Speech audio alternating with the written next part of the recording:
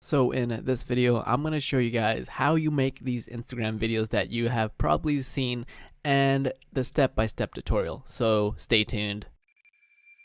So truth be told is you guys have probably seen a lot of these inspirational types of thought leaders or Instagram videos where people are essentially taking YouTube-esque videos and repurposing them for Instagram content, which I think is a genius marketing tactic and strategy. And I'm going to break down exactly why you need to know this and how you do it in Adobe Premiere. It's pretty straightforward. And one of the reasons why this style of Instagram videos works is because, one, it catches the viewer's attention because you have text within the video as well as a progress bar. What you do first is you take any 1080p video 16:9 and you need to just go into your settings here. Click here, click sequence, ABS D 1080 24 frames, but you go to settings, custom, and you want your frame size to be 1080p by 1080. Click OK. And now you have this sequence layer here.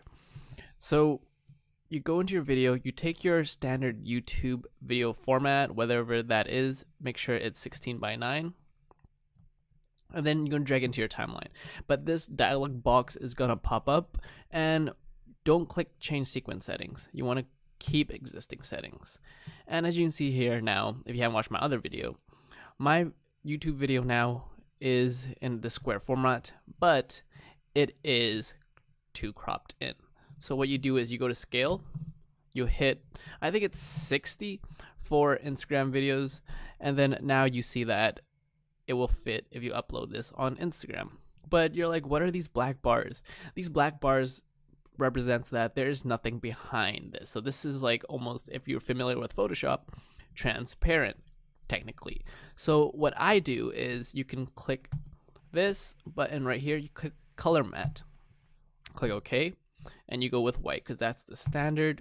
But you can also play around with different colors. You can play around with having video on top of video. There's so many variations, but this is the standard method that you apply. So your first layer underneath is your color matte video, and then your layer on top is actually your video. As you can see here, now you can actually play a 16:9 video that's actually in Instagram, and it's a square format. Why do you want to upload a square format instead of a rectangle box? Because it takes up more of the screen.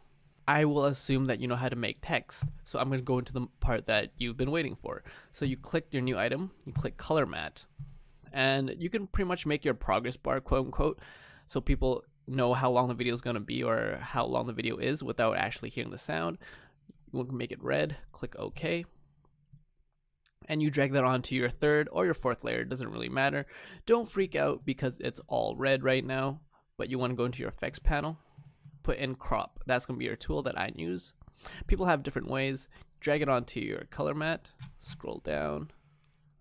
Now this is where the magic happens. This is where you essentially just make your progress bar, and you can put it anywhere. Some people put it on the bottom here, people put it right on top, but I'm just gonna make the progress bar right here. So what I'm doing right now is I'm putting my top crop, pun intended, to 96. So now it's at 96%, and then I'm going to just move the position up so it's right underneath my video.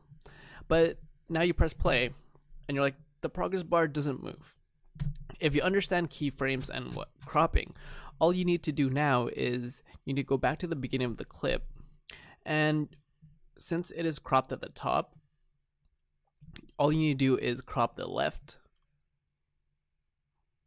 or right, depending on which way you want your progress bar to go, and you just animate your keyframes.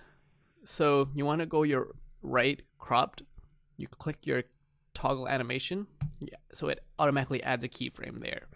And then you want to go all the way to the end of the video or wherever you want the progress bar to stop. But for the purpose of the video and simplifying it, it's going to be the end of the video. So you click on the color matte again, go down, and you want your right cropped keyframe, hit 0, enter, and that's going to add a keyframe. So now you have a keyframe in the beginning at 100 and keyframe at the end at 0. So essentially what Adobe Premiere is filling in the blanks. So it's dragging your 100% crop, and it's slowly, as you can see here, it's going down all the way to 0. And that is how you make a progress bar. And if you want to make the progress bar move a little faster, all you do is you grab your keyframe and drag it closer to the initial keyframe. So you have 100 going down to 0. And now you can see you have a progress bar that slowly moves. And don't be worried, once you animate this, the progress bar will actually move a little quicker. And if you want, for all you After Effects, there is right click and you can go ease in and then ease in as well. And you can see how the bar moves a little differently. But that, guys, that is how you make those GARYVee or inspirational thought leaders types of videos, and you can play around with it. You can add text on top, you can add text on the bottom, you can move this progress bar on top. There's so many ways and things that you can experiment with this types of videos, and don't be afraid to just follow this one format. Just because people like GARYVee have made these types of videos popular, it does not mean that you can't change it up, because that's the whole thing of being a creative. So in this next portion, I'm just going to show you guys really quick how you actually put text on this and how people actually caption it.